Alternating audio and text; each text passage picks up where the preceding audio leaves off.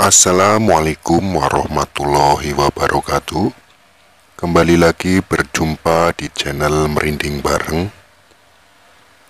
Jadi untuk kesempatan malam hari ini Mimin mau menceritakan sebuah legenda misteri, yaitu hantu arwah orang Belanda pemilik kebun Lekan. Sore itu seperti biasa kami berdua berjalan beriringan dengan seorang lelaki yang sudah cukup berumur.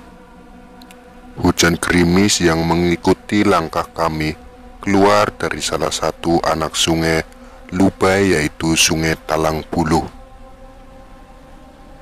Banyaknya ikan yang terkena jaring pukat menyebabkan kami waktu itu tidak bisa mengambil ikan satu persatu. Tapi untuk memudahkannya dengan cara menggulung jaring pukat satu persatu dan memasukkannya ke dalam wadah yang terbuat dari anyaman bambu yang di desa kami disebut dengan bebahung ataupun behunang. Waktu pun hampir menunjukkan waktu maghrib. Ingat betul waktu itu adalah di akhir bulan Maret tahun 1985 atau hampir 31 tahun yang lalu. Lelaki yang berjalan bersama saya itu adalah lelaki gagah yang cukup disegani di desa kami. Badannya kecil namun kekar. Dialah yang dikenal dengan Wak Yaseh.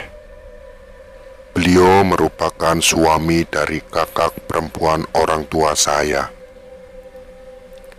Di sepanjang perjalanan yang gerimis itu, kami menyeberangi sebuah jembatan kecil membentang di atas sungai yang terbuat dari sebatang kayu dengan pegangan yang terbuat dari bambu.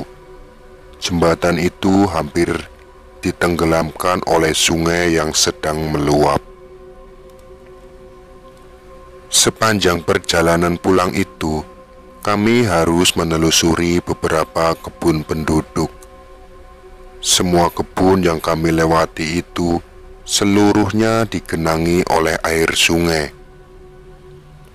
Rata-rata tinggi itu hampir sepinggang orang dewasa. Dan untuk saya sendiri waktu itu, air rata-rata mencapai leher, bahkan di beberapa bagian harus berenang. Waktu sudah menunjukkan waktu maghrib. Suara azan dari masjid mulai terdengar, dan kami berdua masih berjibaku untuk segera keluar dari hutan itu. Gelap mulai menyongsong, awan yang berkabut yang diiringi oleh hujan rintik-rintik. Gemerincik air mengikuti langkah kami secara tergesa-gesa. Dan guna memotong jalan agar tidak terlalu jauh menuju rumah, sampailah kami di sebuah kebun yang sebetulnya juga tidak jauh dari perkampungan desa kami. Uwak yang berjalan di depan saya tiba-tiba menghentikan langkahnya dan berujar, "Shh, diam, berhenti dulu." Saya yang berada di belakangnya dengan patuh dan mematung mengikuti perintah itu. Perintahnya lagi, "Tunggu di sini, jangan kemana-mana sampai Uwak kembali." Tiba-tiba beliau menanggalkan seluruh pakaiannya dan diletakkan di samping behunang yang penuh berisi dengan ikan. Beliau lalu mencabut parang di pinggangnya dan berlarian seperti mengejar sesuatu. Saya yang ditinggal sendirian dan tidak paham dengan maksudnya hanya duduk terdiam di sebuah gundukan tanah yang tidak terlalu tinggi. Saya pun sesuai dengan yang diperintahkan Uwak tadi mengambil posisi duduk. Sepertinya cuma tempat itu yang tidak digenangi air. Luasnya juga tidak seberapa, paling cukup untuk tempat 2 orang berbaring lurus sejajar. Suasana gelap dan sepi begitu terasa. Bulu kuduku pun entah mengapa tiba-tiba berdiri dan terasa merinding. Gemerinci kaki Uwak yang tadi terdengar keras, pelan-pelan mulai tidak terdengar. Yang ada hanyalah suara jangkrik dan kodok yang saling bersahutan.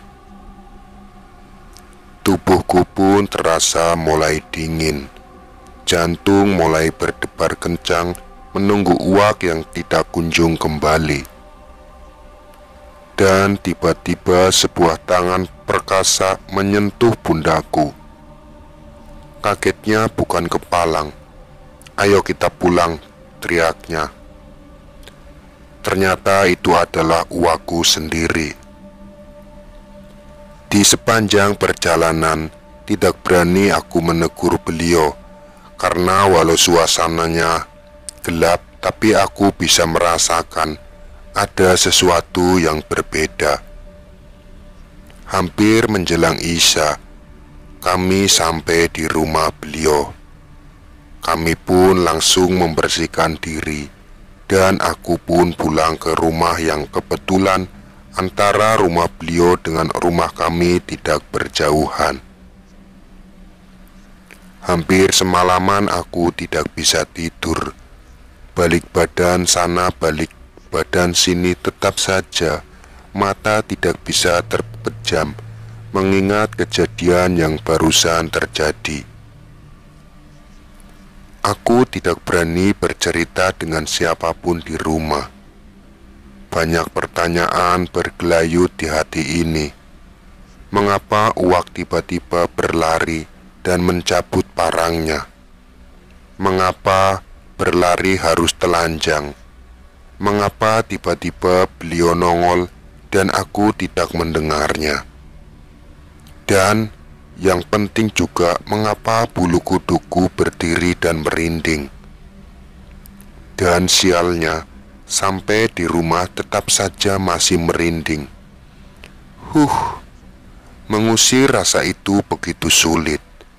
Badan yang begitu terasa lelah dan capek karena hampir seharian mencari ikan di sungai membuat badan ini terasa lemas dan akhirnya jatuh tertidur juga. Pagi-pagi benar, aku langsung berlari kecil menuju rumah Uwak Yaseh. Nampak beliau sedang menyiapkan gulungan tali nilon dan potongan bambu kecil untuk membuat jaring. Aku pun menyapa beliau, dan beliau juga sepertinya menangkap rasa takut dan bergentayungan berbagai pertanyaan yang menyerang aku semalam. Disuruhnya aku duduk di sampingnya sambil beliau menyiapkan anyaman jaring dan menyeruput kopi yang ada di sebelahnya. Sesekali beliau juga menghisap rokok lintingan tembakau yang menjadi ciri khasnya. Beliau pun mulai bercerita. Kebun tempat kami beristirahat itu semalam adalah kebun milik Mulkam. Untuk memudahkan penyebutan, orang desa menyebutnya dengan kebun Lekan. Di kebun Lekan itulah pada zaman Belanda dahulu ada orang Belanda yang mati karena berkelahi setelah main sepak bola dan dibunuh oleh penduduk desa. Jenazah Belanda itu kemudian dikuburkan di kebun itu, dan pas di tempatmu duduk itulah jenazah ditanamkan. Walah, aku pun geleng-geleng kepala. Pantesan, pikirku kenapa bulu kuduku berdiri dan merinding. Ternyata aku itu sedang duduk di gundukan kuburan. Kalau tahu pastilah aku gak berani duduk di situ. sambil menghisap rokok dan tarikan nafas yang panjang. Beliau melanjutkan ceritanya bahwa beliau melihat ada kepala orang yang hanya setengah badan. Matanya nampak besar, berjenggot, dan menari-nari sambil mengeluarkan tawa yang seram. Benda itu seperti bayangan dan berusaha untuk menghadang langkah kami di perjalanan. Dan untuk menghilangkan bayangan itulah, maka beliau harus melepaskan seluruh pakaiannya dan mengejar bayangan itu dengan pisau. Menurut beliau, itu perlu dilakukan agar bayangan menakutkan itu tidak terlihat lagi. Akhirnya aku pun jadi tertegun. Beliau pun bilang, sebetulnya itu sudah lama menjadi bisik-bisik cerita yang ada di desa ini. Mereka di sini menyebutnya dengan hantu Belanda. Sudah banyak cerita simpang siur terkait dengan misteri hantu Belanda di kebun lekan itu. Mulai dari ada yang melihat bayangan putih tinggi besar, ada juga yang melihat bayangan hitam berdiri di awang-awang. Ada cerita juga banyak yang mendengar suara tangisan bayi bila melintasi kebun lekan itu.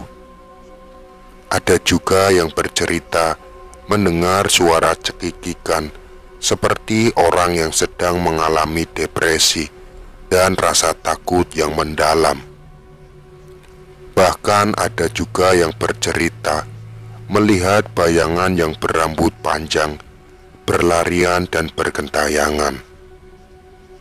Semuanya adalah cerita rakyat yang masih melegenda sampai dengan saat ini.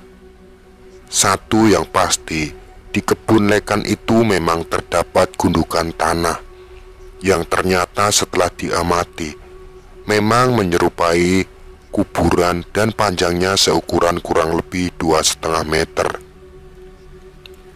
Gundukan tanah itu juga memiliki nisan di kedua ujungnya. Dan yang hebatnya, sedalam apapun banjir yang ada, maka gundukan tanah itu tidak pernah kebanjiran ataupun tenggelam. Entah bagaimana kebenaran ceritanya, entahlah. Dan mengenai hantu Belanda di kebun lekan itu biar menjadi misteri dan menjadi cerita rakyat desa Gunung Raja Lube selamanya. Terima kasih sudah mendengarkan Merinding bareng di channel YouTube kesayangan ini.